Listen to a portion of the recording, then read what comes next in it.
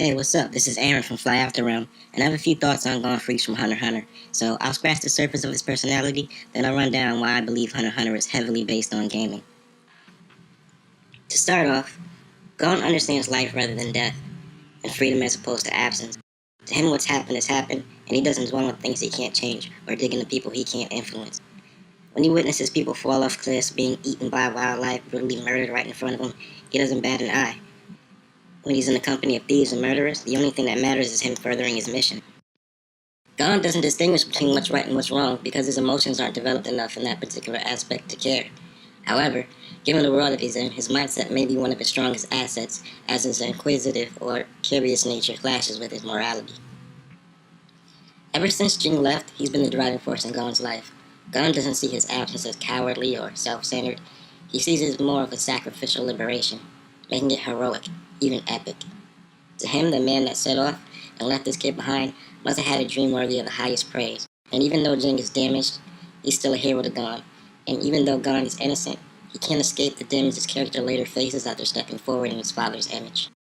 To Gon, everything, even life and death, are just a game that Jing set in front of him. And just like a true gamer, if you're not close to him, you're an NPC. If someone's murdered, well, they were an NPC. If someone's a merchant, they're an NPC. If someone gets killed by poisonous frog or a large beast, it doesn't matter to Gon because they're just an NPC.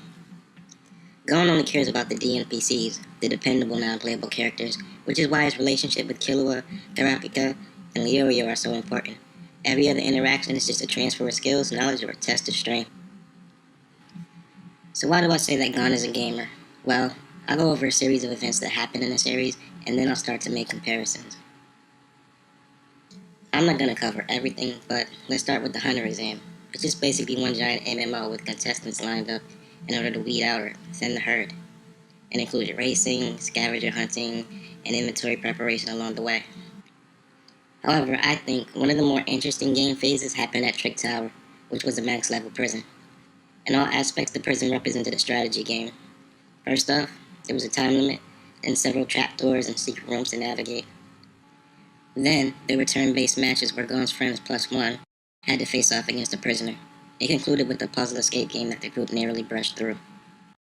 Moving forward to the next phase, Zevo Island, it was more of a capture the flag-based deathmatch, which is kind of similar to Halo or Unreal Tournament. However, instead of flags, they used badges and a point system to determine who would win after returning to a checkpoint. Later on in the series, Killua and Gon had the Heaven's Arena, which is definitely like a fighting game. And seriously, someone needs to come up with a game that cool. I mean, many fighting games give you a rank, but if the lifestyle and the system are captured in-game, that would be awesome. This is where Gon picked up some serious in-game achievements.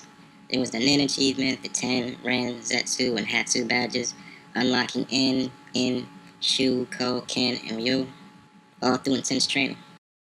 Fast forwarding, Gon and Killua head to Greed Island, which is literally an open-world survival adventure card game where Gon and Killua acquire magic skills like Book and Game. There are bosses there as well, such as the mini-boss Benot, who fights the pair, now under the guidance of their trainer Bisky, for 10 days. Next they meet up with Razor and his pirate gang, and after a series of mini-games they play yet another game. And this time, it's like Super Dodgeball. After the battle with Razor, Gon meets a player named Genthru, who reveals his identity as a bomber who's been killing several people throughout the game. Eventually, they'll use a fast travel strategy to try to get the upper hand on him. Lastly, we can't forget about the Jinkin that he learned along the way. It's basically rock, paper, scissors. It uses the enhancer, emitter, and transmuter powers that he picked up, and yeah, yet another game for our gamer. So is Gon a true gamer, or just an incredibly powerful kid searching for his dad? Or wait, is he both? Let me know what you think and how you feel in the comments. Well, again, it's Aaron from Fly Out the Realm, and that's it for me today. Hopefully you liked the video. If you do, please like and subscribe, as it's much appreciated. Thanks a lot for watching. I'm out.